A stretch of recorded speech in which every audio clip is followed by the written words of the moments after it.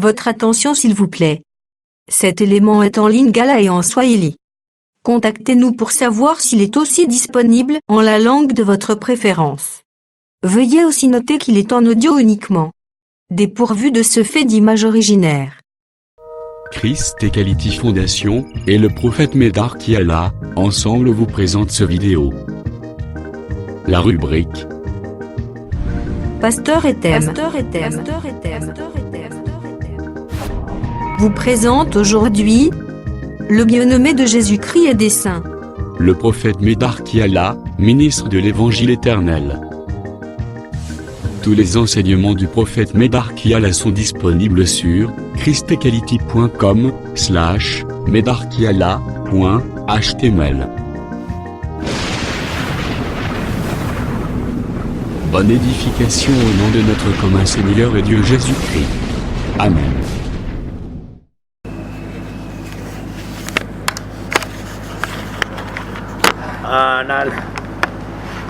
Ngaki oyo nyonso zana na ba question poser quelques questions. Nilipenda wote wanakuwa na swali aulize. Soki d'abord ils entraînent na ma difficulté au monaki Kama inambatana ulikuwa na kigumu kimwa kwa mafundisho. Sala toujours sala. Picha hiyo kazi tunafanya hapa. Poser question bongo tokota mena na kati ya ba fête nyonso zana 7e mois. Pike swali njuu tuingie makaramu iko mwezi ya 7. Parce que à force toujours joie parole. Kwa wakati yote tunakuwa tunachukua neno.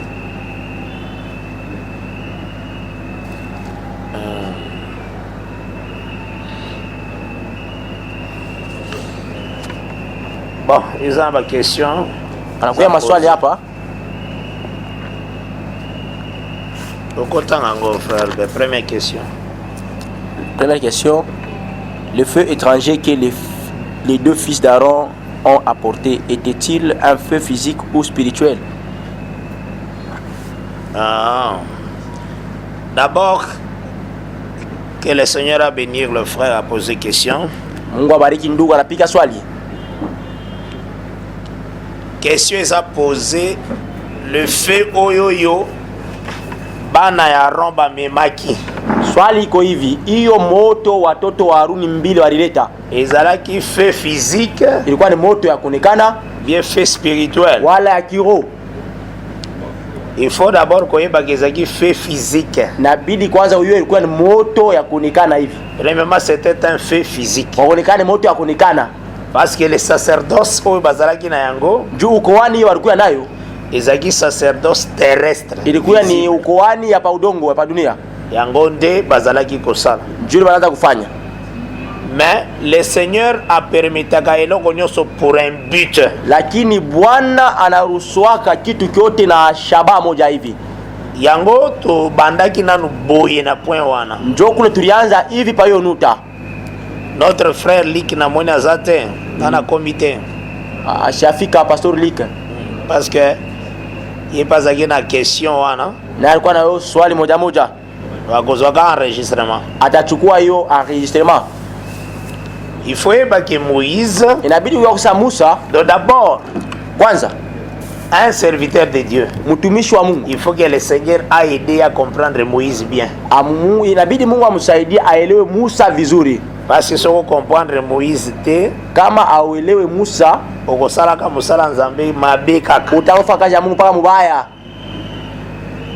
Parce que c'est Moïse qui a posé base na makambo presque nyos. Ni Musa ndio aliweka hiyo msingi mambo ya mingi.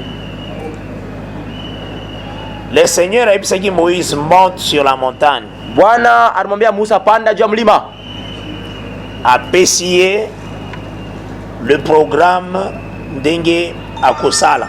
Anamkaburia hiyo matayarisho vile inabidi afanye. Azwaki aussi alichukua tena Aaron comme sa bouche. Na Aruni kama kinywa yake. Là c'est dans Exode 4. Inakuwa mkitaba kutoka sura ya 4. Aaron comme sa bouche. Wakati bena mchukua Aruni kama kinywa yake. Le Seigneur a tiaki Aaron comme la bouche de Moïse. Vile Bwana aliweka Aruni kama kinywa ya Musa. Et Aaron azalaki comme le prophète. na Aruni alikuwa naye kama nabii tena. Omoni tanga le Seigneur ayebisi que Aaron te servira de bouche. Unaona wakati Mungu anamwelezea kusema Aruni atakusaidia kama kinywa, Et tu prendras la place de Dieu pour Aaron. na wewe utakuya kama Mungu mbele ya Aruni. Donc en réalité azobimisa Aaron bouche de Moïse. Ena mutosha ena muonekanisha pale Aruni kama kinywa ya Musa, Moïse comme le cœur d'Aaron. na Musa kama roho ya Aruni, moyo. Parce que Jésus a lobby, Ndio Yesu anasema c'est de l'abondance du cœur que kupitia que la bouche parle. wa moyo ndio kule kinywa kikunasema. Donc soka salaki Aaron bouche, Ni kusema kama alimfanya Aruni kinywa, c'est que Moïse a sa cœur. ni kusema Musa anakuya moyo. Cela veut dire Moïse na Aaron zamba za kotalisa kizana mutu moko. C'est ça. Inafia kusema Mungu anaanza kuonesha Musa na Aruni kama mtu moja. Kona motema ezande nzoto moko. Kinywa C'est na d'abord moyo ça. inakuwa ni mwili moja, ndio C'est inakuwa que hivi. zamba linga talisa. Ndio Mungu anapenda kuonesha. Ensuite Nzambe asali Moïse Dieu. Kisha Mungu anamfanya Musa mkuu ya Mungu. Dans Exode 7 verset 1. Kutoka sura ya 7 mstari ya kwanza. Aussi aussi Exode 4 à partir du verset 15 tena verset 18. Kisha unabeba kutoka sura ya 4 mstari ya 16 kufika mstari ya 17. Il l'a fait Dieu. Anamfanya Mungu. Est-ce que na malam? Unafuata mzuri? Mais tolobaki boyena Zacharie 3 verset 8 totangiango. Lakini tusema hivi na Zakaria sura yake ya 8 mstari ya 3 mstari ya 8. Zacharie 3 au verset 8. Zakaria sura yake ya Zacharie chapitre 3 le verset 8, nous lisons au nom du Seigneur Jésus-Christ. Amen.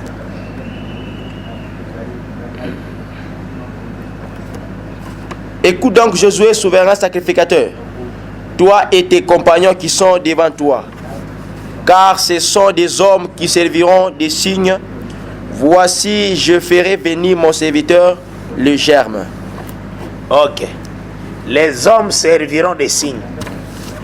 Donc elingolo manzambe a utiliser batuma parfois zo milobela na makambo moko boyeye moko. Ni kusema Mungu anaweza kutumia mtu lakini anasemezea mambo peke yake.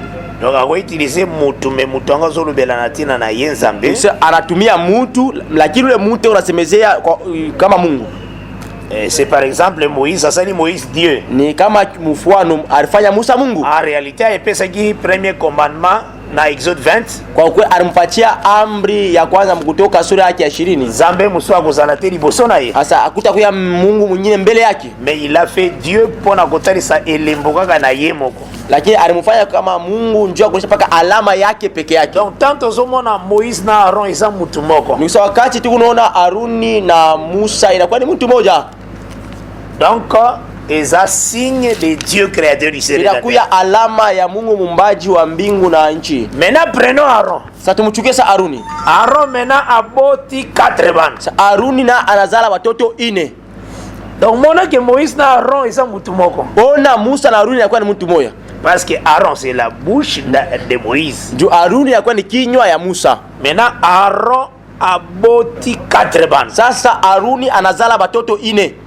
Et Aaron azalaki oyo nzamba pesa ki sacerdoce. Na Aruni kuye ule Mungu alimkaburia ukoani. Donc Moïse quand il vient, wakati Musa anakuwa kama Mungu, lui-même yeye peke yake il se manifeste comme souverain sacrificateur. Anajonesha kama mkwani mkuu. Parce que Aaron c'est sa bouche, c'est lui-même. Jo Aruni ni kinywa yake ni peke yake. C'est lui-même. Ni peke yake. Donc lui-même étant Dieu, étant Dieu, il est roi. Dans Deutéronome 33 verset 5 na 4 na 5. Deutéronome 33 3 verset 4 à 5. Deutéronome 33 4 5, nous lisons au nom du Seigneur Jésus-Christ. Amen. Moïse nous a donné la loi, héritage de l'assemblée de Jacob. Il était roi en Israël quand s'assemblaient les chefs du peuple et les tribus d'Israël. Voilà, Azali roi en Israël. Alikuwa mfalme kule Israeli. Ozora na malam. Unafuata mzuri. Aujourd'hui psaume 99 aussi. Moïse et Aaron parmi ses sacrificateurs. Psaume 99. totangaki Deutéronome 33 verset 4 et 5. Maintenant topesi psaume 99 le verset 6. verset 6. Psaume 99 verset 6. Moïse et Aaron parmi ses sacrificateurs, Voilà. et Samuel parmi ceux qui invoquaient son nom. Voilà. Nazozwa kaka Moïse na Aaron. Nachukua paka Aruni na Musa. Donc Moïse est roi Musa mfalme et Moïse et Aaron sacrificateur. na Musa na Aruni bote banakuwa wakuhani. Est-ce que vous comprenez madame? Amen. Donc il est Dieu roi na trône. Anakuya Mungu mfalme pa enzi Tanga azoya kwa sala service. wakati eko nakuya nja kufanya kazi. Azokoma Eko sacrificateur nakuya mkoani comme Aaron. kama Aruni. Ozola na madame? Amen. Maintenant cet Aaron abimisi 4 ban. Sasa ule Aruni anaonesha bana ine Selon l'écriture de Dieu dans Exode 6. kufatana andiko ya Mungu Kutoka sura yake ya 6.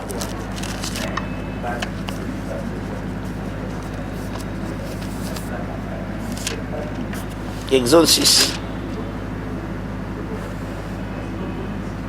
Tangi à partir ya Exode 6, à partir du verset 16, nous lisons au nom du Seigneur Jésus-Christ. Amen. Voici les noms des fils de Lévi avec leur postérité. Gershon, Kehat et Merari. Les années de la vie de Lévi furent de 137 ans. On a Lévi leur père, Le le troisième fils de Jacob. fils de Gershon, Libni et Shimei et leur famille. Fils de Kehat, Amram, Yitséar, Hébron et Uziel. Les années de la vie de Kehat furent de 133 ans. Fils de Merari, Machli et Mouchi, ce sont là les familles de Lévi avec leur postérité. Amram prit pour femme Jochebed, sa tante, et lui enfanta Aaron et Moïse. Les années de la vie d'Amram furent de 137 ans. Je vais au verset 23. Aaron prit pour femme Elisheba, fille d'Aminadab, sœur de Nachon, et lui enfanta Nadab, Abihu, Eliazar et Itamar. Donc Aaron Aruni abotaki 4 bana, on a les 4 fils. anazala watoto ine. Or ces 4 fils babuti na kati na ye.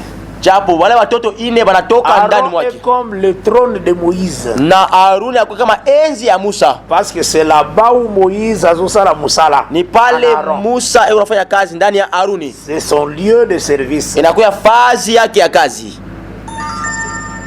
Et tozomona 4 fils na kati na ye. Na tukunaona batoto ine wale wana ine ndani mwake. Soko keyo tadi na Apocalypse 4 Wakati unaenda kuona Ufunuo sura yake ya ine verset 6. mstari ya 6.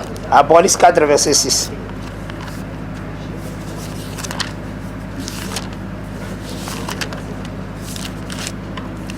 Apocalypse 4, le verset 6, nous lisons au nom du Seigneur Jésus-Christ. Amen. Il y a encore devant le trône comme une mer de verre, semblable à du cristal. Au milieu du trône et autour du trône, il y a 4 êtres vivants remplis Dieu devant et derrière. Continue verset 7. Le premier être vivant est semblable à un lion. Le deuxième être vivant est semblable à un veau. Le troisième être vivant à la face d'un homme. Et le quatrième être vivant est semblable à un aigle qui vole. Ozoman. Ces êtres vivants sont au milieu du trône. Na wale biume ine yenye ai inakuwa kati ya enzi. Trône. Kuya kati ya enzi. Eza lolenge bana oyo mine bazalaki na kati ya Aaron. Kuya pale pa enzi na kuya saa vile watoto ine walikuwa ndani ya Aruni. Maintenant autour du trône, sasa kando kando ya enzi, eza uniquement pour ba être vivant et adorer ça la service. Inakuya tu paka tu hiyo biumbe ine yenye ai biabudu wale fanye kazi. Aaron abotaki 4 bana na yewa. Inaonesha vile Aruni anazala watoto wake ine. Mais c'est que eso kwa attirer biso plus. Lakini ile iko tukokota mingi na 4 bana wana batalisaka signe ya 4 êtres vivants. Wale watoto ine wanaoneshaka wanakuwa kama alama ya biumbe ine vyenye ai. Donc sacrificature oyo ezalaki na se ya Aaron, ni kusema hiyo ukuhani ilikuwa chini ya Haruni, ezalaki image ya sacrificature oyo eza celeste, ilikuwa ni picha ya ukuhani ya milele ya kule juu mbinguni. Na oyo eza celeste yango ne bayebisi balobi yango na Apocalypse, ile inakuwa mbinguni njoo wanasemezea mfunuo, oyo ezali le souverain sacrificateur Jésus Christ lui-même, inakuwa mkuhani mkuu Yesu Kristo peke yake. Ale ombre na Yesu ya Aaron, na kimvuri yake inakuwa ni Haruni. Maintenant na kati ya Aaron, sasa ndani ya Haruni 4 bana nde bazali, watoto ine beko mule ndani. Donc na kati ya throne esika la nio azali, nafasi ya enzi pale wanakuwa mwana kondoo 4 êtres vivants, wanakuwa biumbe ine binyai. Maintenant tomoni 4 êtres vivants autour du trône aussi. Sasa tunaona sasa bile biumbe ine binyai binakuwa kando kando ya enzi. Et c'est ce que tozomona ces 4 fils maintenant na ces place Aaron. Njoo tunaona watoto ine pafazi ya Haruni. Maintenant toute écriture est inspirée de Dieu. Sasa andiko yote inajazwa na Mungu. Il faut tozala ba oyo parfois tozo comprendre mouvement ya Nzambe te, inabidi tukosa bale aba elewe hiyo kutenka ya Mungu potomona la mort ya bana ya Romi balene tikaka eza pamba, njoo tuone kufa watoto ya Haruni kama inakuwa tu ya bure hivi. Non, hapana, il faut yebake inabidi kujua pourquoi le service sacerdotal était donné, juu ya nini hiyo kazi ya ukoani ililetewa.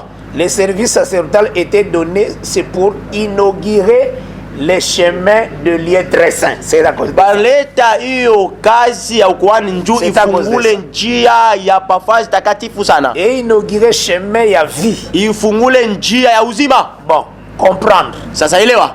Tangu Nzamba pesi Adam et Eden, wakati Mungu anamkaburia Adam bustani ya Edeni, apesi na temps Abraham, apesi Abraham Kana, na wakati ya Ibrahimu anampatia Ibrahimu Kanana, asalipe libota nyonso ya Abraham babima Kana bakende Egypte, na anafanya mfano namna yote batoto ya Ibrahimu atoke Kanana bende kule Misri. Hata mwana moko ya Jacob atikala kana mabele te, hakuna hata mwana mwa ya Yakobo anabakia kule udongo, bakendaka Egypte, boto alenda kule Misri. Ezalaki kotalisa elembololenge Adam atika jardin. Ilikuwa inaonesha alama mfano vile Adam aliacha bustani ya Edeni. Jacob atika vraiment vie, donc terre ya promesse kenaye. Yakobo aracha hiyo bulongo ya Adi, anenda batake bote banenda. Or terre ya promesse ezalaki nde Kanaan. Hiyo bulongo ya Adi ilikuwa ni Kanana. Makenaye nanenda ayoki Joseph via l'Égypte. Anasha usema Yusufu yuko anaishi kule Misri. Kenaye anakwenda. Qu'est-ce que Dieu cachait? Nini Mungu anaanza kuficha pale? Il cachait le temps esclavagisme na kokena bango wana. Anaanza kufuchika wakati ya butumwa vile weko nenda. Quand Joseph akoya kukufa, wakati Yusufu atakufa, et que le pharaon qui ne connaissait pas Joseph a intervenir, na ule farao asimujue Yusufu atabeba enzi, l'esclavagisme bana butumwa bwanze. Cet esclavagisme là, hiyo butumwa hiyo eza elembo ya lolenge Adam était vendu au péché, inakuya alama vile Adam arujishwa kuzambi. Or chemin ya arbre de vie, japo hiyo muchi njia ya muchi ya uzima. Aujourd'hui Genèse 3 verset 21 na verset 23, kama achukua Mwanzo sura yake ya kwanza utangi yango. Genèse 3 21 à 23. 21 à 23, nous lisons au nom du Seigneur Jésus-Christ. Amen. L'Éternel Dieu fit à Adam et à sa femme des habits de peau, et il les en revêtit. L'Éternel Dieu dit: voici l'homme est devenu comme l'un de nous, pour la connaissance du bien et du mal. Empêchons-le maintenant d'avancer sa main et de prendre de l'arbre de vie et d'en manger et de vivre éternellement. Et l'Éternel Dieu le chassa du jardin d'Éden pour qu'il cultive la terre d'où il avait été pris. C'est ainsi qu'il chassa Adam, et il mit à l'orient du jardin d'Éden les chérubins qui agitent une épée flamboyante pour garder le chemin de l'arbre de vie. Au moment le chérubin bazo ko agiter l'épée, unaveneka wa kerubi wanazungusha mpanga flamboyante inatosha moto, donc ezopela moto inawaka moto. eza lolenge akangi chemin ya arbre de vie inakuya vile anafunga njia ekabengani Adam ya mucha uzima, anamfukusha Adam. Adam. Le Seigneur azo repetango d'une autre manière. Sasa Bwana eko na yanzulula namna nyingine. Okomona ke Israël po bima Egypte, Utaona kusema Israeli ndio toka Misri, il fallait la mort d'un animal. ilibidi paka kufa ya nyama. Pona kotalisa elembo lolenge Nzambe azo fongola chemin. Njia ya kuonesha mfano vile Mungu anafungula njia. C'est un ombre. Inakuwa ni kimvuri. Pona bazonga terre. Juba rudie mbulongo ya hadi. Nzamba ya repetango encore na kati ya désert. Na Mungu anakuwa yanzula mule jangwani. Tout au long ya marche na bango. Mu kadiri ya kutembea ya mwendo yabo. Na deuxième année, Mu mwaka ya pili apesi bango programme ya kotia tabernacle. Donc la première année apesi programme ya kotia tabernacle. mwaka ya kwanza bakaburia hiyo matayarisha kufanya hiyo ema. Na Exode 40 verset 16 na 17. Na mkutoka 40 sura yake ya 17 kwanza 16 Baye kwa kotia 17 tabernacle. na wanajenga hiyo ema. Pena même Exode 40 Paka mkutoka mule sura yake 40 obandi otanya à partir de verset 1 type même na 17 wana. unaanza mstari ya kwanza paka mstari ya 17. Okomona ke bakoti ici aussi Aaron et ses fils na service. Utaona wanaingisha Arun na wana wake mkaji Donc na deuxième année. mu mwaka ya pili. Maintenant le travail esalema ki wana Sasa hiyo kazi ilifanyika pale. lolenge bazako la service. Ndio wanafanya kazi. Hébreu 9 elobi boy. Waebrania sura yake ya 9 nasema hivi. Banana verset 1 ti na verset 7. Hébreux chapitre 9 1 à 7, nous lisons au nom du Seigneur Jésus-Christ. Amen. La première alliance avait donc des ordonnances relatives au culte et un sanctuaire terrestre. En effet, un tabernacle fut construit dans la partie antérieure appelée le lieu saint, étaient les chandeliers, la table et les pains de proposition. Derrière le second voile se trouvait la partie du tabernacle appelée le Saint des Saints, renfermant l'ascensoir d'or pour le parfum et l'arche de l'alliance entièrement recouverte d'or. Il y avait dans l'arche un vase d'or contenant la manne, la verge d'Aaron qui avait fleuri et les tables d'alliance. Les tables de l'alliance. Au-dessus de l'arche étaient les chérubins de la gloire, couvrant de leur ombre les propitiatoires. Ce n'est pas le moment de parler en détail là-dessus. Or, ces choses étaient ainsi disposées. Les sacrificateurs qui font les services entrent en tout temps dans la première partie du tabernacle, et dans la seconde, le souverain sacrificateur seul entre une fois par an, non sans y porter du sang qu'il offre pour lui-même et pour les péchés du peuple. Le Saint-Esprit montrait par là que le chemin du lieu très saint n'était pas encore ouvert. Voilà, on a verset combien? 8. À verset 8, le Saint-Esprit montrait par là que le chemin du lieu très saint n'était pas encore ouvert tant que le premier tabernacle subsistait. Voilà. Ozomona. Onona. Bazotalisa chemin ya lieu très saint en réalité ezali chemin ya arbre de vie. Bego naonesha kusema njia ya mahali takatifu sana kwa ni njia ya mti uzima. Parce que le Seigneur la manière a sali ndio Bwana mfano alifanya a répétango d'une autre manière. Anayanzulula mfano nyingine. Donc na kati ya répétition wana mukazula kule asali ke rideau ezala pe voile ezala na tabernacle. Anafanya mkuye pazia mule ndani ya ema. Mais rideau na voile wana lakini hiyo pazia inakuwa monde ezalaki na ba dessin ba chérubin artiste ma travaillé. Utoza ilikuwa na mapicha ya kerubi na manesha kutumika vizuri. Donc ezalaki kotesa lolenge le Seigneur abarikadaki chemin ya arbre de vie na Eden. Ilianza kuonesha vile Mungu alifunga mti ya barabara ya mti ya uzima kule bustani ya Eden. Donc en réalité qu'est-ce qui s'est passé? Kwa kweli nini inazopitikana? Lorsque le Seigneur wakati Bwana atiaki limite areka mipaka ya montagne ya Sinaï ke oya ko toucher même les bas de la montagne ya komeka ezala bête ezala mutako kufa. vile aliweka mipaka kumulima ya Sinai na kusema ikuwe mtu ikuwe nyama ula tagusa atakufa. Mais Moïse traversait. Lakini Musa anatambuka, anatambuka na panda. Donc en réalité Moïse était mort ressuscité. Ni kwa kweli Musa alikufa kisha afufuka. C'est ce qu'il faut comprendre le mouvement qui est là. Jo ile inabidi kuelewa de la même manière aussi tango zomona mfano moja moja wakati unaona rideau ezali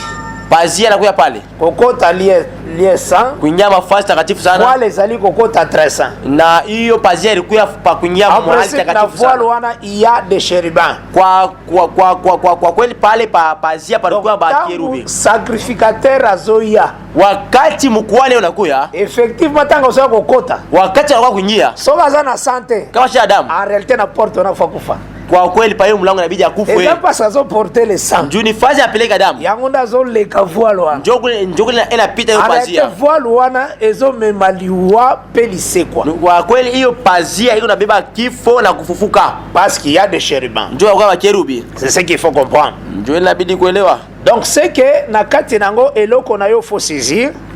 Ile inabidi ndani mwako ushike. Na porte ya jardin d'Adam. Pa mlango ya bustani ya Edeni.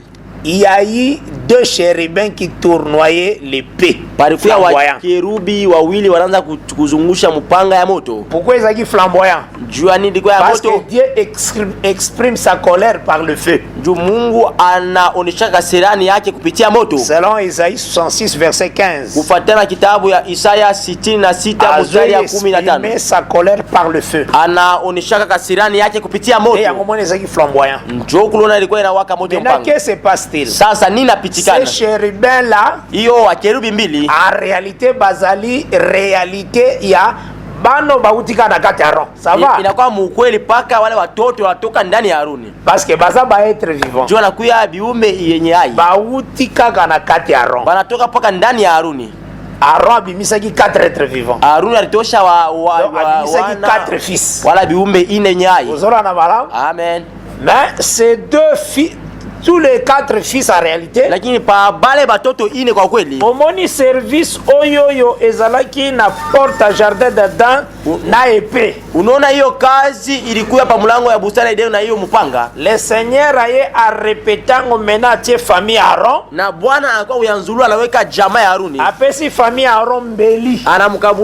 Anakaburia jamaa ya Haruni. Bakataka banyama. Njoanze kuwa banyama. Uzomona rolo ba osala wana. Unaona hiyo kazi afapa pale. Yango wana eza na porte jardin d'Adam. Kwa mlango ya bustani ya Edeni. Mais a exprimé na forme ya sacrificateur na souverain sacrificateur bangonde bakata kanyama. Lakini eko naionesha mfano kusema mkuani na mkuani mkubojo na kata banyama. Donc en réalité foni ya mande bazaki kolukande nyama poele kana porte jardin d'Adam. Kwa sababu tafuta ni nyama apite pa mlango ya bustani ya Edeni. Na porte ya chemin ya arbre de vie. Pa mulango ya muti ya njia ya muti ya uzima. Parce que l'épée l'a cherché un animal. Juu hiyo mpanga na utafuta nyama. Maintenant na kotambola na l'écriture. Sasa mkutembea na maandiko.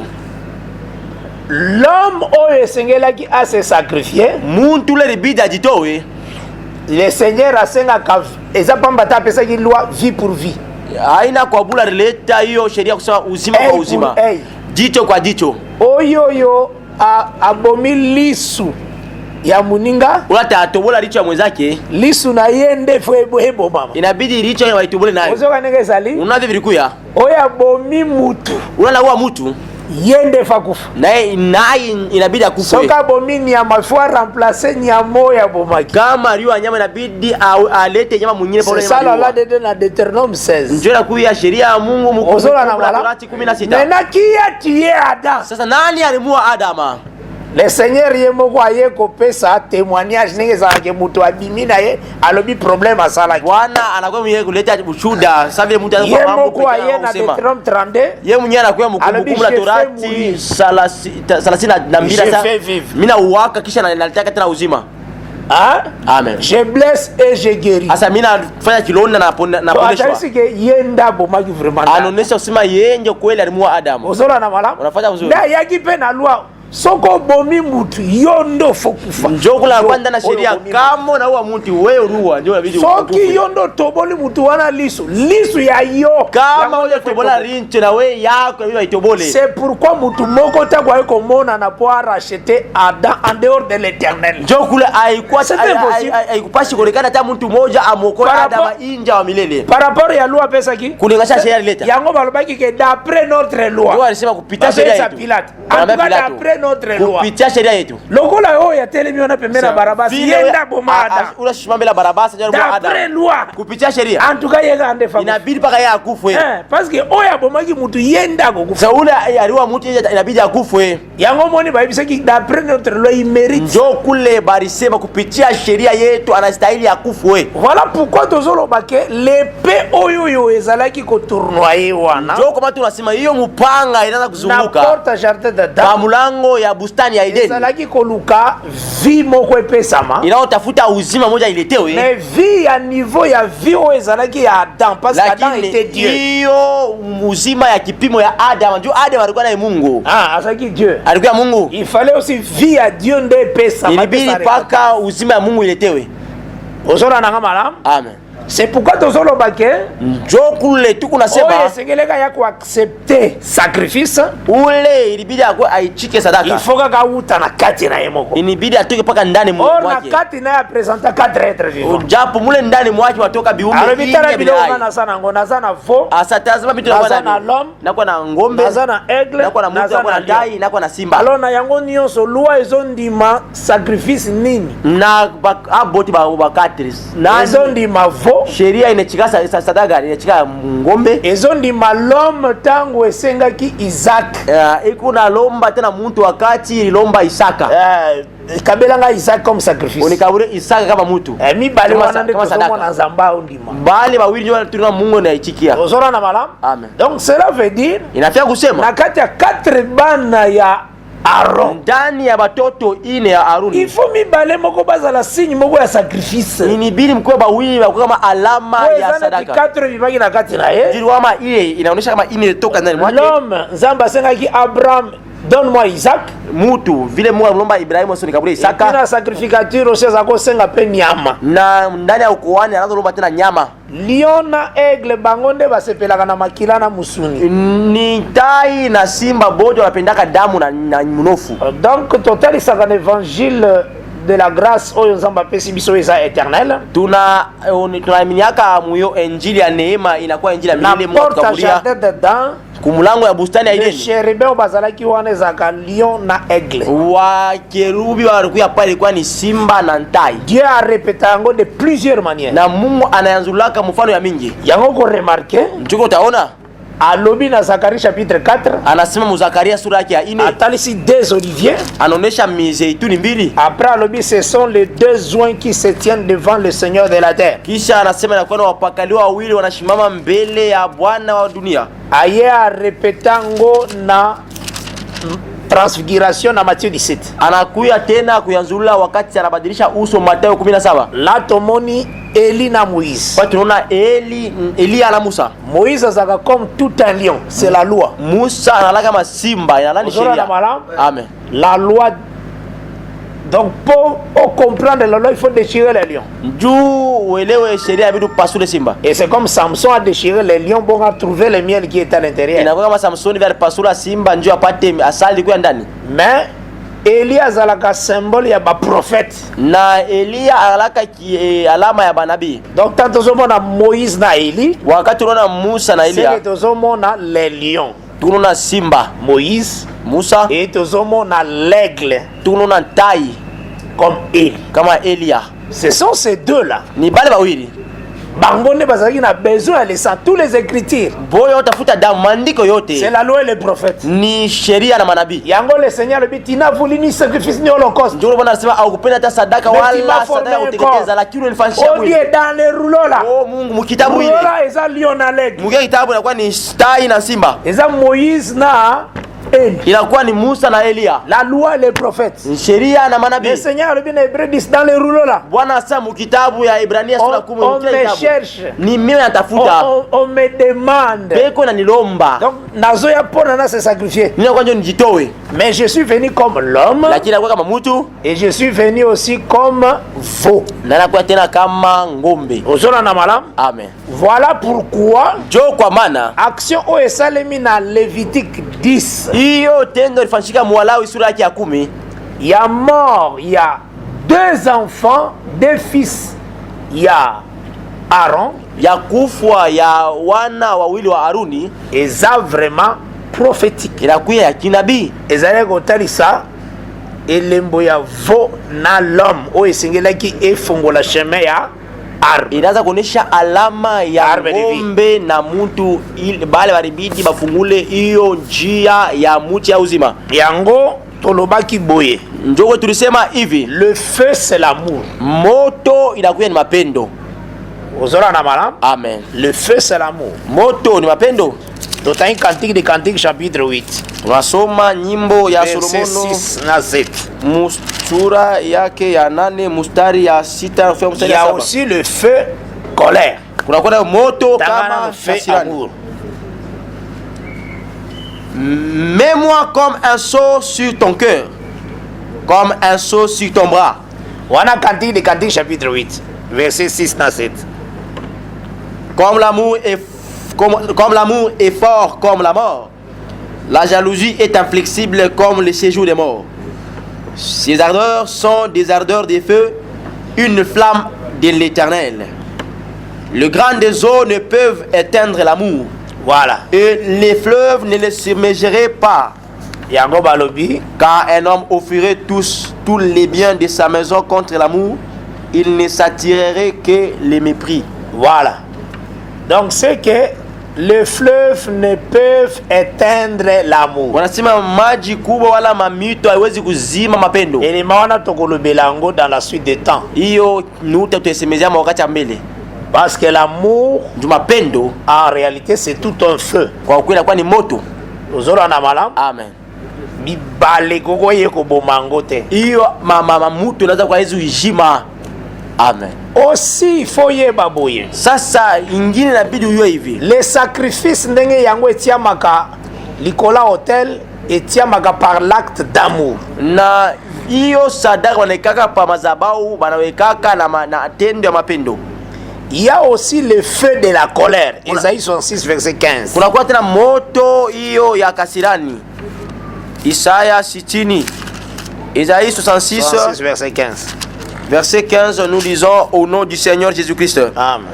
Car voici l'Éternel arrive dans un feu, et ses chars sont comme un tourbillon. Il convertit sa colère en un brasier, et ses menaces en flammes de feu. Voilà. C'est par le feu que l'Éternel exerce ses jugements. Il convertit sa colère par un brasier. Eko na badilisha kasirani yake inakuwa kama mbabula ya moto, Par un feu. kama moto. Donc la colère c'est un feu. Nous sommes kasirani inakuwa Mais ni l'amour aussi ni c'est moto. un feu. Mapendo nayo inakuwa ni moto. Ozora na malam. Amen. C'est pourquoi Jo kwa maana quand il est en train de parler de la colère de Dieu est la colère éternelle. kama unasemezea njo kasirani ya Mungu, kasirani ya Mungu inakuwa ya milele. Ozora na malam. Unafuata C'est un mzuri. feu éternel. Ni babengaka feu éternel. Inakuwa ni moto ya milele. Mais l'amour aussi de Dieu c'est un amour éternel. Mapendo nayo ya Mungu inakuwa ni ya mapendo ya milele. Et c'est besoin d'en malam. Amen. Maintenant qu'est-ce qui se passe-t-il? Sasa nini napitikana? Il faut nayo maintenant comprendre Inabidi na wewe uelewe sasa que Israël par rapport à toutes les nations, sema Israeli kufuatana mataifa yote c'est à lui que le Seigneur a donné la loi, pas Sengaki a gardé les commandements Ni- en amour à loi. ni kwake njo Mungu alimupatia hiyo sheria, ndio kuna mapendo ya sheria. Donc la façon que Israël vivait, Sasa hiyo mfano Israeli anaanza il kuishi, vivait selon compréhension et la parole oyo azalaki na yango. alianza kuishi kufuatana na kuelewa ya sheria hiyo neno. Parole Israël azalaki na yango. Hiyo neno Israeli alikuwa nayo. Ce qui tobandi même avant que les enfants ya Israël bazala manifester. Hata kama tunaanza kabla watoto wa Yakobo waonekane Et que ba patriarche na bango na bababu zao nyonso bateyaki.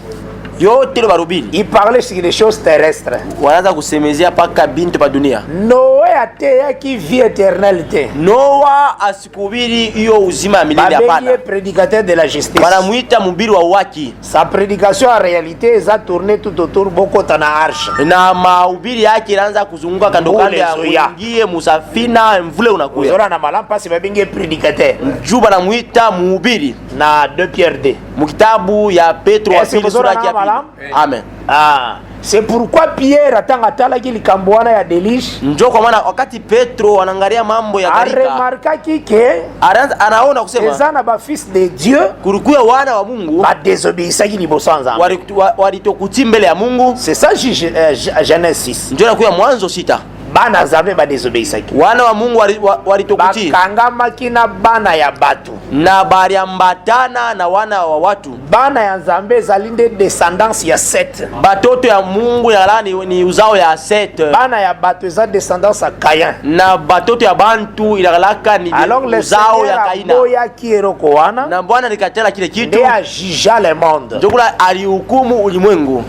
Metangu Pierre atali. Wakati Petro anaangalia Alobi na 1 Pierre chapitre 3 boy. anasema kitabu ya Petro wa kwanza sura ya 3 hivi. Asa hiyo maji Oyo tanga kwa partir verset 18. Tina 21. Pona to comprendre quand même prédication c'est qui na kati na bango. juu tuelewe hiyo mahubiri kwa ndani mwabo. 1 Pierre chapitre 3 verset 18 à 21. à partir du verset 18 à 21 nous lisons au nom du Seigneur Jésus-Christ. Amen. Christ aussi a souffert une fois pour les péchés, lui juste pour des injustes, afin de nous amener à Dieu. Il a été mis à mort quant à la chair et rendu vivant quant à l'esprit, dans lequel aussi il est allé prêcher aux esprits en prison, qui autrefois avaient été incrédules lorsque la patience de Dieu s'est prolongée au jour de Noé, pendant la construction de l'arche, dans laquelle un petit nombre de personnes, c'est-à-dire 8, furent sauvées à travers l'eau. Cette eau était une figure du baptême, qui n'est pas la purification des souillures du corps, mais l'engagement d'une bonne conscience envers Dieu, et qui maintenant vous sauve, vous aussi par la résurrection de Jésus-Christ. Continue. Il est à la droite de Dieu depuis qu'il est allé au ciel, et que les anges, les autorités et les puissances lui ont été soumis. Ah. Donc c'est que le Seigneur est allé prêcher les gens. Voilà ça, Bwana alienda kuhubiri watu. Tanga na 1 Pierre 4 aussi. Banana verset 3. 1 Pierre 4 verset 3, nous lisons au nom du Seigneur verset Jésus-Christ. 7 8. C'est assez, en effet, d'avoir dans le temps passé accompli la volonté des païens, en marchant dans les dérèglements, les convoitises, les livrogneries, les orgies et les idolâtries criminelles. Aussi trouve-t-il étrange que vous ne vous précipitiez pas avec eux dans les mêmes débordements des débauches, et ils vous calomnient. Ils rendront compte à celui qui est prêt à juger les vivants et les morts. Car l'évangile fut aussi annoncé aux morts. Verset combien? 6. Ok. Car l'évangile fut aussi annoncé aux morts, afin qu'après avoir été jugés comme les hommes dans la chair, ils vivent selon Dieu par l'esprit. Donc maintenant va compléter 1 Pierre 3. Hapa wanaongeza ku kitabu ya Petro kwanza sura ya 3. Lokola balobi quand l'esprit il est allé prêcher les esprits en prison. Sasa kupitia roho alienda kuhubiri maro ilikuwa mgereza. Ne tanga zo continue kokoma lobi Na wakati anaendelea kuandika anasema mu kitabu ya Petro kwanza 4 était aussi annoncé na ba mort. Asema injili nayo ilitangaziwa kwenye kufa. Afin que lokola bazalaki jugé quant à la chair, juu vile walihukumiwa kupitia mwili, maintenant ba vivre sasa baishi quant à l'esprit. kupitia roho. Cela veut dire qu'on constate que bao balataki l'arche bango nyonso bakomona nzambe te. Non. Na usizania usema wale wote walikosa kuingia musafina banakosa fils de Dieu. Lakini wanaita wana wa Mungu. Bashanja natira fils te. Abadilisha hiyo mwana za mwana. Aza mwana. Kama mtoto kwa mtoto. Ata ba problème ni komele. Ata kama mambo yanamfikia hapo kama mwana. Azaki châtié quant à la chair. Lakini alihukumiwa kupitia mwili. Comme le Seigneur savait que c'était ses enfants. Vile Bwana ndio sema mtoto yake. Ndakei enfin que agwa ko ramener bango à la vie. Ndio kula anaenda ndio arudishe ta uzima. Ce sont des sauvés. Inakuwa ni wenye kukolewa. C'est comme Saul. Ni kama Saulo. Tina ba suka ba vie na ye azokende ko consulter ba magicien. Paka tina kufa kwake enda kwenda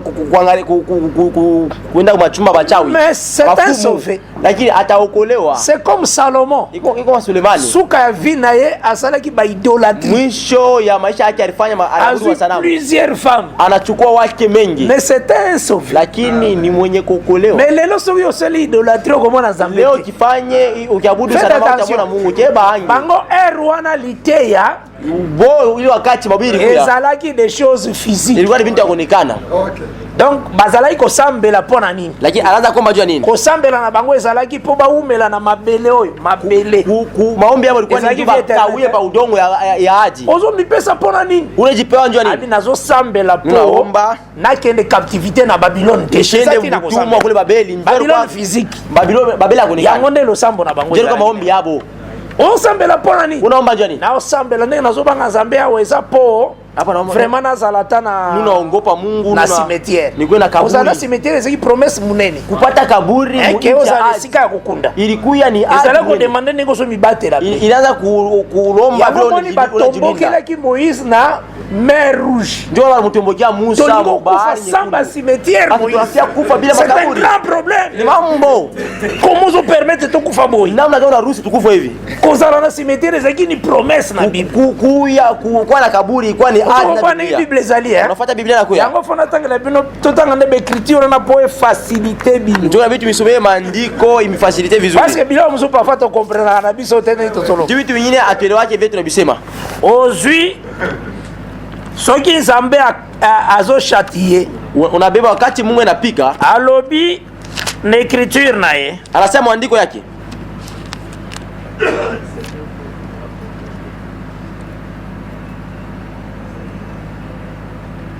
Na écriture na lobi boye. Mwandiko kanasema hivi. Ozui d'abord na unachukua kwanza mkitabu ya na Deutéronome na bandelande wana na Deutéronome 29 naanza kule kumbukumbu la Torati verset 22 29 mstari ya 22 Deutéronome 29 verset 22 kumbukumbu la Torati 29 mstari 22 tangango Deutéronome 29 à partir du verset 22 nous lisons au nom du Seigneur Jésus-Christ. Amen. Les générations à venir, vos enfants qui naîtront après vous et l'étranger qui viendra d'une terre lointaine, à la vue de plaies et des maladies dont l'Éternel aura frappé ces pays, à la vue du soufre et du sel, de l'embrasement de toute la contrée, où il n'y aura ni semence, ni produit, ni aucune herbe qui croisse, comme au bouleversement de Sodome et de Gomorrhe, d'Adma et de Tséboïm, que l'Éternel détruisit dans sa colère verset 20 plutôt. Et dans sa fureur. Zonga verset 20, Deutéronome 29 verset 20.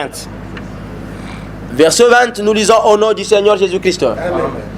L'Éternel ne voudra point lui pardonner, mais alors la colère et la jalousie de l'Éternel s'enflammeront contre cet homme. Toutes les malédictions écrites dans ce livre reposeront sur lui, et l'Éternel effacera son nom de dessous les cieux. Ozoga, unasikia? Zambe tanga soka zana kanda, wakati Mungu anakasirani, azoloba na kuefase kombo na yo na se. Tajima jina yako hapa chini. Hapana kule mbinguni, hapa chini. Dessous. chini ya ulimwengu. azolobela kuna tenda zo effacer kombo na asizime ule ajima pa chini. Wana na lero wana. Kwa ile wakati avant Jésus Christ, kabla Yesu Kristo, azako effacer kombo de dessous les cieux. Alianza kujima jina chini ya mbingu. Donc livre na ezalaki nde un pays. Nusima kitabu yake ilikuwa ni muji. Pays oyo ya pesa ki Israël. Udongo wala inchi alimupewa Israeli. C'est ce qui était les livres. Ndio ilikuwa kitabu. Ozola na mala. Amen. Tango a retranché abomio, wakati anakutosha na kuwa. C'est qu'a effacé yo na livre. Ni kusema anakujima mu kitabu. Ozola na ndenge zalaki. Amen. Il effacé de dessous des cieux. Anaanza kujima chini ya ulimwengu. Maintenant ce qu'on suit, so wakati unachukua Jérémie 16 verset 6. Yeremia 16 mstari 6. Grands et petits mourront dans ce pays et on leur donnera point de sépulture. Voilà. On ne les pleurera point. Omoni zamba siliki makasi. Una Mungu anashirika ngombe. Abi d'ailleurs bako kufa bako zana sika ya kukunda bino. Utakufa watafata kumejika. Ozomona shatima shati. Unaona mapigo anaanza kupiga. Tosi toko zani sika bake no kunda. Asa vile uti utakosa fasi watamujika. Yango nande ba promesse na bango bazai ko regretter soka zange sika si. Ndio kwa maadi yabo wakati anaanza kuzunika wakati anapusa fasa. C'est ça l'enseignement bazaki na. Ndio kwa mafundisho alikuwa nayo. Donc leur enseignement zaki par rapport à des choses, ils persévéraient par rapport aux choses terrestres. Nous sommes mafundisho yabo banaanza kudumu kwa yango moni. Quand Jésus a dans Jean 8 verset 51. Wakati Yesu anakuja mu Yohana sura yake ya 8 mstari ya 51. Jean 8 51. Jean 8 51, nous lisons au nom du Seigneur Jésus-Christ. Oui. En vérité, je vous le dis, si quelqu'un garde ma parole, il ne verra jamais la mort. Maintenant, lui dire les Juifs, nous savons que tu as un démon. Ozoga, Abraham est mort. Les prophètes aussi. Et tu dis, si quelqu'un garde ma parole, il ne verra jamais la mort. Es-tu plus grand que notre père Abraham, qui est mort? Les prophètes aussi sont morts. Qui prétends-tu être? Ozomona mena Jésus il était hier nango. Una mahubiri sana bwana. Jésus était lui que soko ndimeli okufa te. Wakati mutia unakuta kufa. Tozalaki na badut. Tulikuwa na mashaka. To confirmer vraiment que. Hapa tunahakikisha sasa ozana demo. Una ndemona. Donc tani oso tuzali ko vivre yo. Wakati tutakushia wewe. Osanu makambo. Tunafa mambo tunaangalia. Kobandaka kote que ceux qui me donnent mi parole à vivre éternellement. Sa kwanza tuvinobira sa muntu akitii neno yako atapata sio vile. Comprendre que ona demo. Kote wana sala kate. Juma obira ikalake ko. Njo mambo. Okay. Osoko ban, ite wana sala kate na kati na babo. Hiyo mahubiri aikalake kati yako. Ezalaki otosi parole. Yala uti neno na kati ya Jerusalem. Utabakia kule Yerusalem. Au tena mbutumwa. Otosi parole. Unati neno ukufa kitoko, ukufa cimetière. Utapata kaburi. Otosi parole. Unati neno soit prospérité biloko nesa na bilanga. Utapata maendeleo ya vitu ya shamba biashara yako. Sasa uone wazee kunani? Sisi kama bodo. Cela veut dire to comprendre. Polité on a to saka nango. Una mandemona. Vous comprenez hein? C'est que tous les prophètes n'ont pas prêché la vie éternelle. Nous sommes banabi bota wakubiri. C'est ça qu'il faut comprendre. Ndio inabidi uelewe. Alors par rapport réalité oyo bazalaki na yango. Sa kupitia hiyo mahubiri balikuwa nayo. Ne pense pas que batunio sona omoni yo akufaki atosaki nzambe taki enfer. Usiwaje usema bale bantu bote kati yao. Una sikuti mwana mwingine hapa. Il est allé encore prêcher les morts. Alienda kuhubiri wafu. Akeko récupérer ba Saoul. Aenda kubeba Saulo. Ba Salomo basaki ba idolâtre basaki ba temple ya ba Moloch. Akeko récupérer ba. Alienda wakomboa kule. Uzura na wala? Unafuata vizuri. Bazaki condamné kata la chair mais ba vivre maintenant. Laki ba hukumiwa kupitia mwili lakini ba. Parce que le Seigneur a condamné Salomon. Njoo esi Bwana alihukumu Sulemani. Châtiment ezali ke na kobotola royaume na maboko ya David, condamnation na osala pona yo. Hukumu ilikuya asema atamunyang'anya hiyo. Mais kozala na temps afina yote. Haitakuwa mwaka tangu mwana na wako ya wakati mtu atakuja tena kupanza tala pasula hiyo ufalme.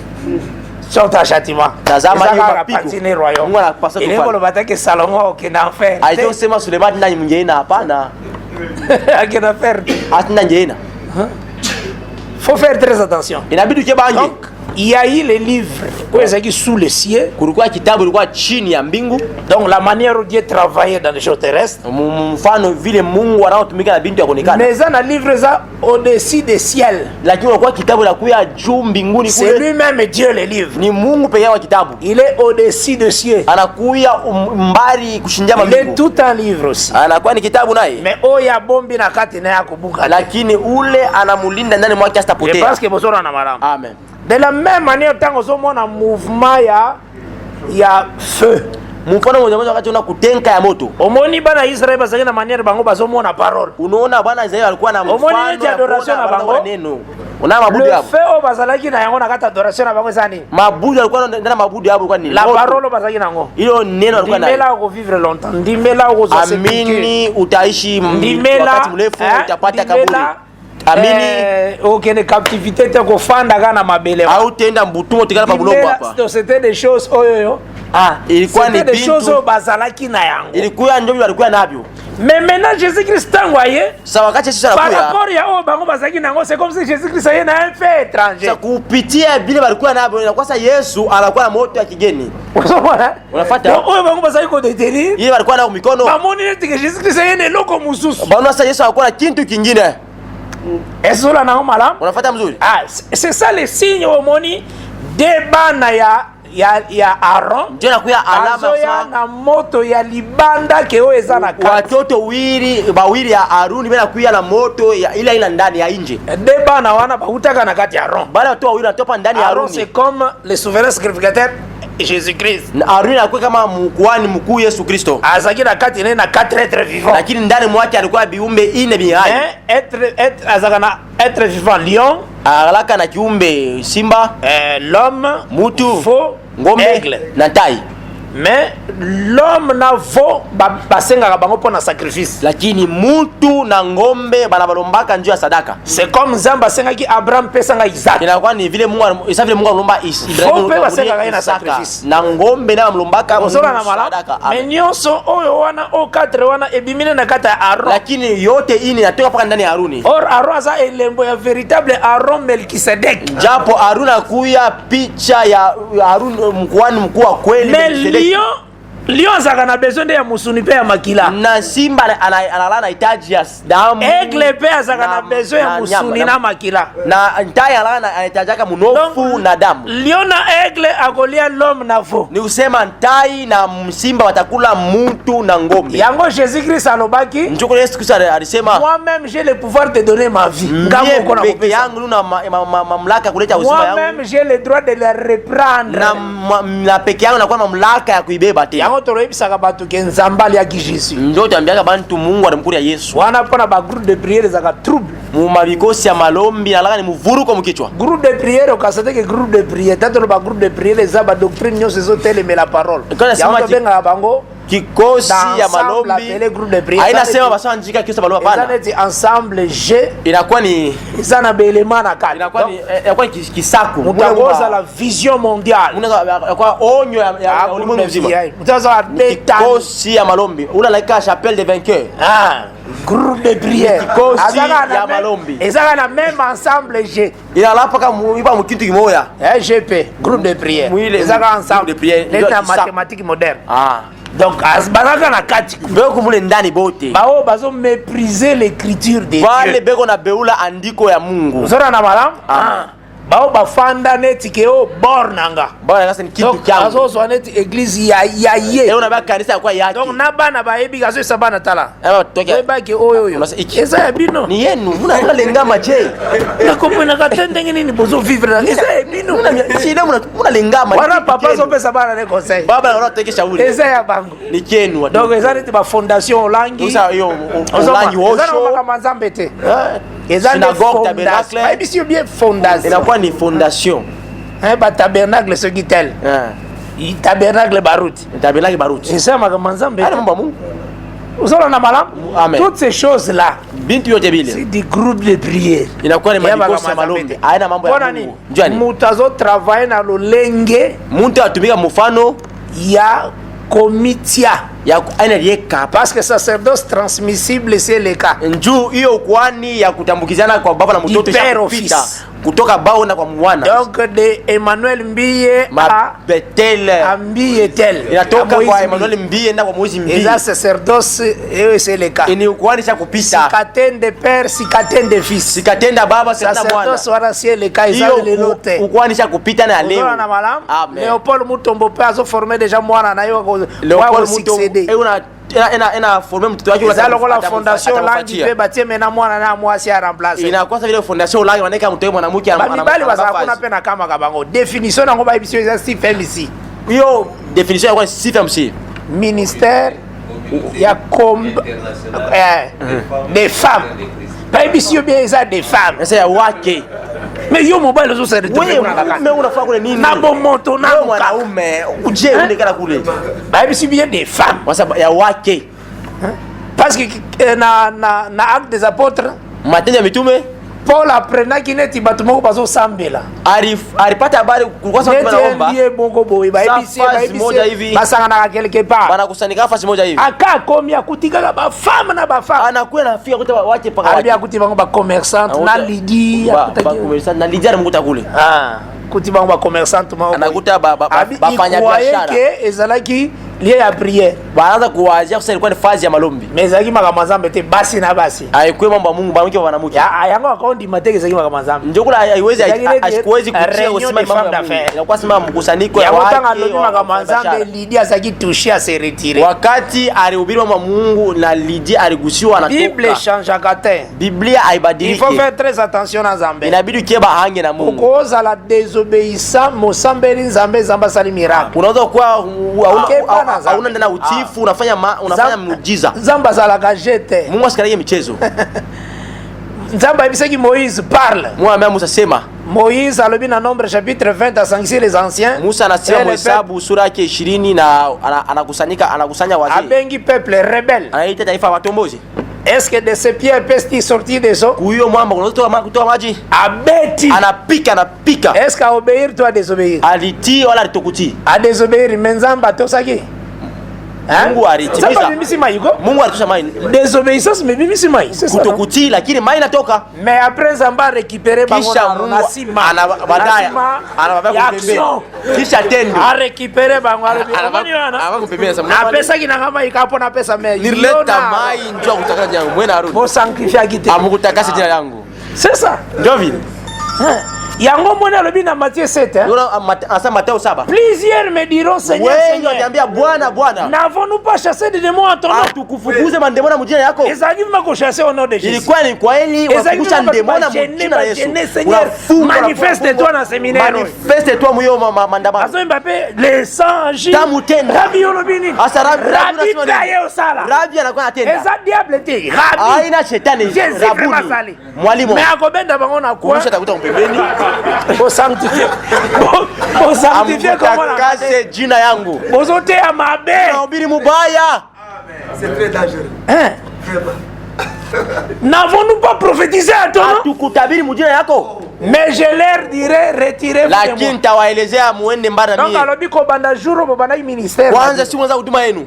Na jour bozoke sika ya kufutela ndako. Na si mwafaza kulipia. Na babambo somba. Na yo mbanketi mliuza. Ole alobake au début j'adayeba kibino mais au fur et à mesure tant qu'on avance bena yeko bossa na bino azolo baboy je ne vous ai jamais donc Michel banda premier jour kwanza siku ya kwanza mnaanza Yesu azali atikala ndeko yebate ashemiji waka atikala ko yebate ashemiji waka maya asalaki mais yaki alitenda ayaki asali wa unamuita anakuwa anatenda mayebi bino te ambaye shimijue. Dieu connaît là où il y a l'obéissance de la parole. Mungu anajua pale kwa utifu ya neno. Là où la parole est à sa place. Pale neno iko pa fasi. C'est là où Dieu a une connaissance. Pale Mungu anajua bantu pale. Unzona na mara? Amen. Soki mutazo respecter l'enseignement. Kama muntu ashishimia mafundisho. Dieu ne voit pas quelque chose là-bas. Mungu ashone kitu pale. Mais ceux qui balélé lié à Kosala. Lakini kama mlilia le sanji atatenda. Pas baleli pas pesi prophétie. Arrêtez mon avis. Yezambe. Mungu. Yezambe. Mungu. Abi ils ont prophétisé au nom de Jésus. Sabalitabiri mu jina la Yesu, oui. Mais natikala ko yeba. Lakini shia bajua hata kamoya. Usora na malam. Amen. C'est le Seigneur qui a dit à Matthieu 24. Ni Bwana alisema Mathayo 24. Il y aura des faux Christ. Kutakuwa Kristo wa bongo. Et des faux prophètes qui s'élèveront. Na wanabii wa uongo watainuka. Ils feront beaucoup de miracles. Watafanya miujiza mengi. Il fallait empêcher ngote. Parce qu'il y a bien venir. À venir on a mutamonité. Mais non atiki ndengo ana pona nini. Lakini anaacha vile njoo ya nini? Parce que tangu rédemption yaka wakati ukombozi unakaribia il y a 200 sur la terre. Unakuya madamu mbili pa dunia. Tangu alobi na Genèse 3 verset 15. Wakati asa mwanzo sura ya 3 mstari 15. Alobi la postérité de la femme. La postérité de la femme t'écrasera la tête. Asema hiyo uzao ya muke itakuponda kichwa. Cela veut dire le sang du serpent kusopa. Usima damu ya nyoka itazamarishwa. Toi tu blesseras les talons de la postérité. Na wewe utaluma kukikanyangio ya uzao. Cela veut dire le sang de la postérité peut combien. Musa utakuta na damu. Donc la rédemption ezala na 200 ibando tambo. Musa wakati ya ukombozi madamu mbili natembea. Sang véritable. Damu ya kweli. Wewe za vrai enseignement. Ya kufundisha kweli. Na sang ya fausseté. Na damu ya uongo. Amen. Ah, parce que quand on écrase, les serpents, son sang doit jaillir. Yango Jésus-Christ annoncé que nazo kende mais le prince de ce monde vient. Njoko Yesu alitangaza kusema ni kunenda lakini huyo mfalme kidogo wa ulimwengu anakaribia. Osona na malam? Ah. Yango alobaki que avant que nalobi il se lèvera des faux Christ. Kabla sema kutainuka ba Kristo wa bongo, wanabii wa bongo. Ils feront ceci, ils feront cela. Donc là ils voyaient déjà panaanza kuona le sang du serpent. Hiyo nyoka ya damu ya nyoka. Faux enseignement. Mafundisho ya bongo. Parce que le diable se déguise en ange de lumière. Juu shetani anajibadilisha kama malaika wa nuru. Pour que enseigner à mabatu dans la fausseté. Mais nous savons la promesse de 2 Timothée chapitre 2 verset 19 à 22. Néanmoins les solides fondements de Dieu restent debout. Avec ces paroles qui lui servent de sceau. Et Dieu connaît ceux qui lui appartiennent. Et que celui qui invoque le nom du Ténèbre s'éloigne de l'iniquité. Oyeba ko élever la parole à sa place. Yo bunga la parole et tout moment c'est très important. Soko zo sentir eloko zo loba. Kama unasikia Yeremia zo lapidango. Yeremia zo lapika mawe. Isawa na ipika maibo uviache. Tikango. Uviache. Ceux qui ont mon bango parce que Jésus-Christ alobaki hein. Jésus sasema. Ceux qui nanzela ozana problème na mutu. Kama munjia una mambo na muntu. Boyoka na vambo koma na tribunal. Musumbulia na kama mufike kuna ni ko na tribunal. Kwa wamuzi kule kama nafika kwa wamuzi. Oko futa mingi kolega. Utalipa mingi. Il faut poser Jésus. Comment se fait que mutango yaza na raison. Paka ule mtu anapa na sheria. Que ceux qui bo komina ye. Kama unafika naye. Yoga bando kozala condamné. Paka wenda hukumiwa. Ce sont les prophètes. C'est tous ces écrits qu'on a. Son cas akizeyo kama na kuchongea. Nikitisa repentoi. Ujinyenyekeze na utubu. Soko zeliti suka fina yoko zalaka kona. Kama unachunga mwisho mazima utahukumiwa. Ndio lobi na Hébreux 12. Ndio nasema Waebrania sura 12. Ya prophète Paul. Pitia nabii Paulo. Ya apôtre Paul aussi. Mtume Paulo naye. Recherchez la paix avec tous. Mutafute salama na wote. Cherchez la paix avec Isaïe, Jérémie. Isaya na Yeremia. Parce que moni mutso azana baniongo ebele ibi quartier azana baniongo sobo tambo anaye. Muntu ya mandeni ya mingi quartier. Asta pita mwe quartier. Abia kotoyo. Nazana situation na mandeni. Tukatirije hivi. Ezaneti bate baboya ka Jésus edie. Inakuwa sababu bawira. Baboya ka quartier Isaïe 9:5. Bahubiri wakatangaza Yesu sina Mungu. Donc soki neta zote ya Dieu. Il y a 3 dieux, il y a 3 personnes. Au nom du Père, du Fils et du Saint-Esprit. On a dit ça que soko zana baptême au nom du Père, du Fils et du Saint-Esprit, nano komi baptisé. Inaonyesha usema kama una ubatizo wa mjina la Baba, la Mwana, la Mungu. Ezaka na baptême muso azaka tawa zote ya wana. Voilà ba ubiri wenyewe wakati na ubiri. Ayoka déjà verset moko ba ebisa que Jésus est Dieu mais. Asosha andika dans l'église dès que mutamo na ngote. Tala si ja prière. Eko na omba hiyo bantu asuni andiko mumisaki. Ezana ba verset musalinga kate bandimi ba mona. Asipendaki mashairi ngiba. Sinon créer problème. Pasteur soki ba yeli cantique de cantique ba to poser que c'est cantique. Bala muleta nimbo Solomono mwimbo amplika swali. Abi ba livre yo. Sema vitabu hii. Tumatama mapendo ana mwitabu. Izana nkaka ba masolo Salomon na mwasi na ye. Sema na bibi yake ule. Elekale kanango. Sio pika zamani. Tanga ka mingi Matthieu, soma mingi Matayo, Marc, Luc, Jean, Luc na Ephésiens. Na Ephésiens. Bokunande évangile. Kwa injili. Ozomora conseil azopesa mundi. Ununa yo shauri akaburia mwami. Tanga ka Colossiens. Tuma Kolosai. Mais bawana ba Lévite wana biloko kala ba lawi zamani vile unabiacha les kanango déjà na Israël cha kupita kule ni baadhi ya Israeli bila là c'est l'ignorance ila kwa ujinga pour Jésus quand il a prêché wakati il a pris la loi de Moïse achua sheria ya Musa les psaumes et les prophètes mazaburi na manabii nous imitons Jésus na tunafuatilisha Yesu. Osala na mara amen soko comprendre ba livre wana te esile otea mabe kama uelewe vitabu kunaisha et puis eza pasi au courir ezaka mawa mingi alaka buluma plusieurs prédicateurs courent en vain wahubiri wa mimi wakimbia kwa bure avec les zèle ya tout ça na cravate na yo kochi nani cha usire kilato mzuri ya la type chemise na ya pamba wana wala chemise yake mzuri bamso azaka complet jean ndeza ka complet jean ya ba homme de Dieu eza la doctrine mususu bate mususu complet jean homme de Dieu asa complet ya jean ndio mtumishi wa Mungu yango ndeza tenia sacrificature ndio alaka hiyo vazi ya kwa mususu tenia sacrificature ezande ba veste vazi nyingine kaona na nkocha na kufukusha uzona na malamu na otali enseignement unangalia mafunzo ozomona mutazo creuser moko troupeau akendende enfer una mtu ene chimburia njimu peke yake ndio mwenyewe tenda zotindika yeme yemo ana mtu amutuma peke yake tena chimburia se préparer lelo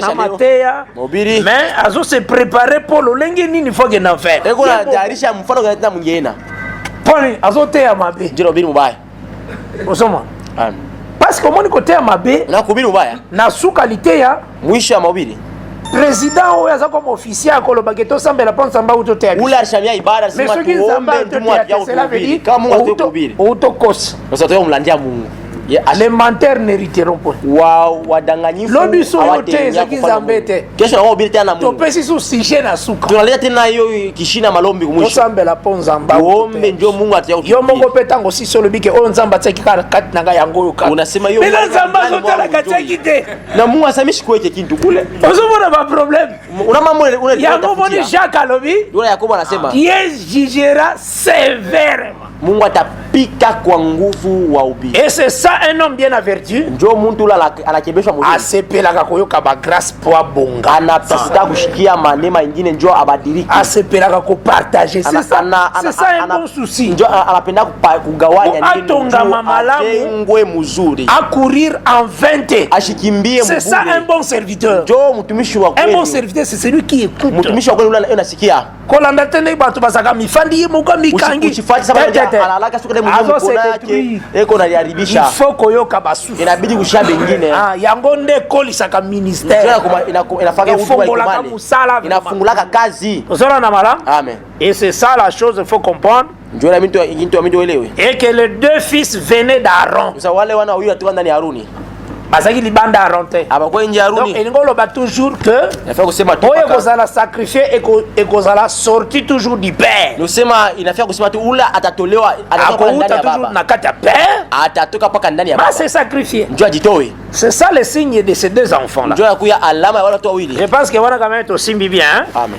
Na ningaki na sa tarde ngona parce que zalaki pe question bande kumususu. Nilipenda kwa wewe. C'est ya Mosala Nzambe aussi liki. Inakuwa na ya mtumishi wa Mungu liki. Deuxième temps l'ange de l'Apocalypse. Oui. C'est ce que vous venez de parler. Quand Jésus-Christ est mort, il a sauvé tout le monde, il a prêché, même ceux qui étaient morts. Mais Judas est mort avant Jésus-Christ. Donc le sang de Jésus a sauvé Judas. Non, ce n'est pas ça. Pour Judas, il y a déjà le psaume 68, 69 qui était déjà signé. Ça c'est le législateur. Mwandishi. Alobi tangu Judas akosambela. Sasa wakati Yuda ataomba. losambo na yo wana ebima comme un péché. Maombi yake itakuwa kama nzambi. Tanga ko psaume 69. Psaume 69 à partir du verset 24 que je pense bien. OK. Banana verset 9, tanga verset 9. Je suis devenu un étranger pour mes frères, un inconnu pour les fils de ma mère, car les ailes de ta maison me dévorent, et les outrages de ceux qui t'insultent tombent sur moi. Je verse des larmes et je jeûne, et c'est ce qui m'attire l'opprobre. Je prends un sac pour vêtements et je suis l'objet des sarcasmes. C'est très bon. Parce qu'une question mérite toujours la réponse.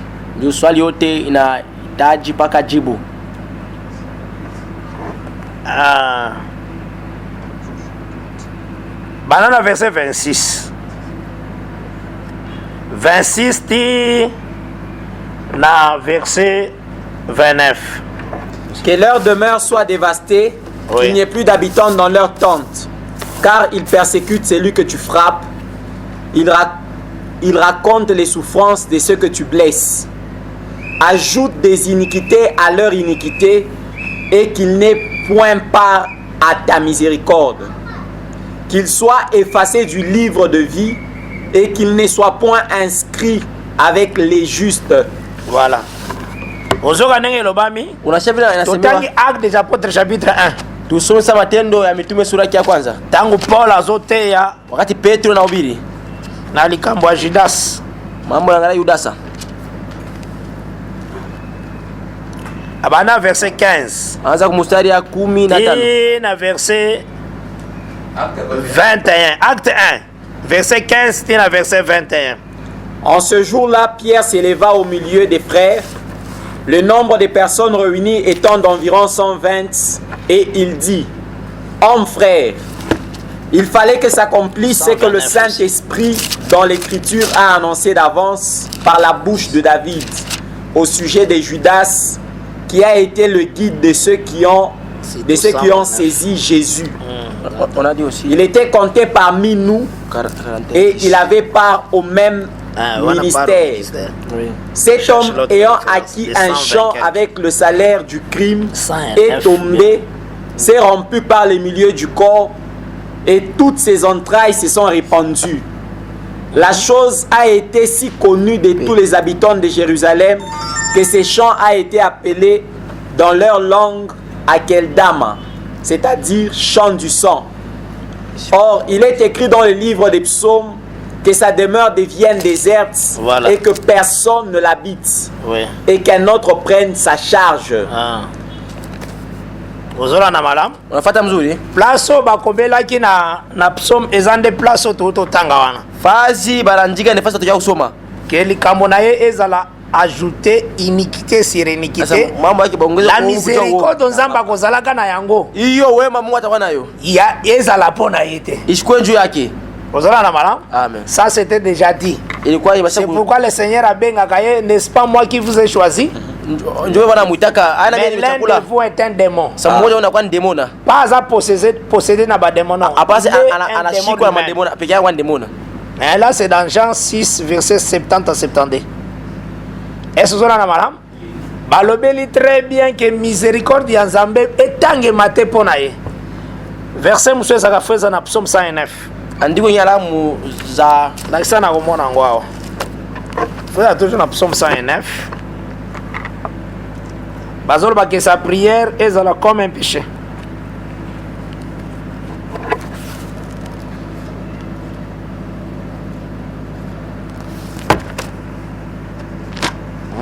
Ils ont toujours bazol le belaye Judas. Ok, c'est le verset 7e. 109 hein? Oui.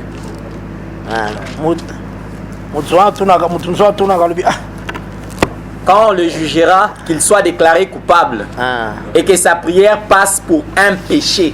Donc,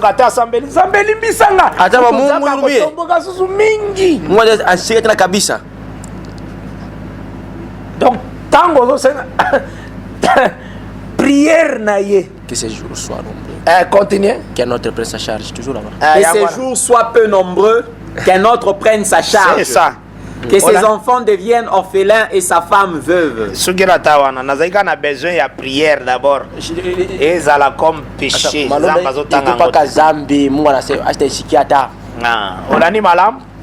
Là, c'est le Seigneur a l'obagi qui scandale koya mais ma wapona mutoyo et nanzela na ye. Il fallait même pas kabota mafolo tu nanzambe nani akwatinda kabana. Skandali unakaribia lakini ole kwa ule hiyo mambo mbaya itafikia ule Mungu. Sasa inabidi muuliza Mungu sasa nani anapenda kama. Est-ce que mutie mboka kuko mibota ma. Nani mtu anaweza kujizala peke yake? Yenda salaki yango parce c'est lui qui fait des vases de colère et des vases à miséricorde. Yeye afanya vyombo ya wema na vyombo ya kasirani. Romains 9 elobike kongoye sanzambe te ke feti te. Auto ambia Mungu sasa unafanya nini? Yeye mboko asala ka vase à colère, yeye mboko asala ka vase à miséricorde. Yeye afanya vyombo ya kasirani kisha afanya vyombo ya wema. Rozola na malamu? Amen. Je pense aussi minga malamu hein. Nde mena nazana bato yango bato mususu babenga ka Judas notre frère dans l'évangile. Non, non, ce n'est pas ça, c'est une erreur. Non, non, ils ont une erreur. Ah, il faut aider, kaka. Il faut aider, ils ont erreur. Ils ont erreur, ma casse. Parce que Judas était le signe, fils de la perdition, et puis c'est là-bas où le diable a trouvé son trône, vraiment pas ça la moussala. Apocalypse, Jean 17, il dit, je n'ai perdu aucun. Je n'ai perdu aucun. Si c'est né. Parce que prière et à Jean 17, naïbi sakabino, ils ont un c'est ce temps-ci. Au moins Jean 17. Jean 17. Jean 17. Prière Jésus salaka Jean 17. Il est malombi ça fait un et ça prière au sala lelo. Ndio malombi anafanya leo. Yango de tamba zola il intercède pour nous. Quand on sema anafanya maombezi. Sala na lecture en Jean 17 na linga ngo mingi. Jean 17 à partir du premier verset nous lisons au nom du Seigneur Jésus. Ah. Batwate yango mabe. Bando vila mubaya. Après avoir ainsi parlé, Jésus leva les yeux au ciel et dit, Père, l'heure est venue. Glorifie ton Fils afin que ton Fils te glorifie. Selon que tu lui as donné pouvoir sur toute chair, afin qu'il accorde la vie éternelle